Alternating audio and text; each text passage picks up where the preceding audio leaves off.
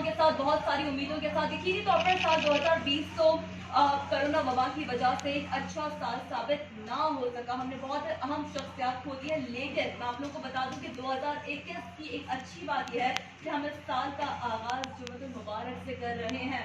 तो यकीनी तौर पर तमाम मुस्लिम उम्मा के लिए भी हम दुआ को हैं। 2021 का बाकायदा हम आगाज़ जो है वो इस्तकबाल के लिए केक कटिंग करेंगे। हमारे साथ कंट्रोलर अब्बास नकवी साहब मौजूद है, एंकर पर्सन मौजूद है।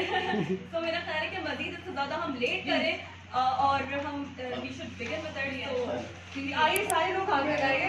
नया साल अल्लाह करे हम सबको रास आए। आमीन।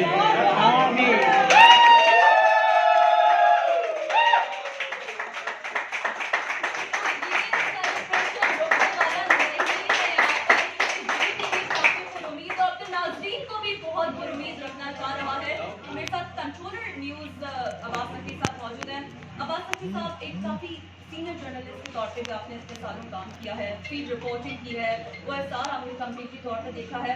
एज अ कंट्रोलर न्यूज बताइएगा ये साल की न्यूज ट्रांसमिशन पिछले सालों से कितनी मुख्तलिफ थी?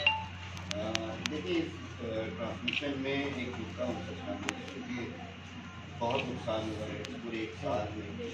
बिल्कुल फ्रंट लाइन वर्कर्स का जो कि फ्रंट लाइन पे रह के कोविड के खिलाफ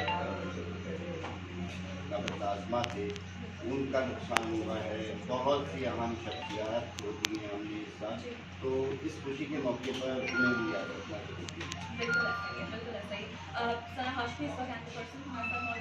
और सबसे पहले तमाम देखने वालों को दिल की गहराइयों के साथ जीटीवी की पूरी फैमिली की जानिब से साल 9 की खुशियाँ बहुत बहुत मुबारक हो मेरे सारे। और जीटीवी मैनेजमेंट का बहुत बहुत शुक्रिया कि हमें ये प्लेटफॉर्म दिया है जिसके थ्रू हम अपने नाजरीन तक बाकायदा कनेक्ट होते हैं। मैं साल 2020 को याद ही नहीं करना चाहती, सच्ची बात ये है। और शायद हमें से बहुत सारे लोग नहीं याद करना चाहेंगे क्योंकि हमारे अपने प्यारे हमारे दोस्त सब बहुत तकलीफ से गुजरे हैं, लेकिन हमारी दुआ है और हमें उम्मीद है और इसका जवाब जो है मेरी टीम तालियों से देगी कि 2021-2020 जैसा नहीं होगा। तो मेरा ख्याल है कि हम अपनी फैमिली से, क्योंकि जाहिर है हम ज़्यादा अपने घर से ज़्यादा अपने टाइम यहाँ पर स्पेंड कर रहे हैं फैमिली के साथ। उसका भी ये भी देखना है कि सोशल डिस्टेंसिंग का, क्योंकि हमारी फैमिली की तरह है, उनका भी ख्याल रखना है। तो ये साल कैसे गुजरा और रेजोल्यूशन कुछ बनाया हुआ जाएगा? जी बहुत मुश्किल साल था, लेकिन सबसे अच्छी बात यह है कि ये साल गुजर गया है और कल एक नया सूरज तुलू होगा, उम्मीद का सूरज।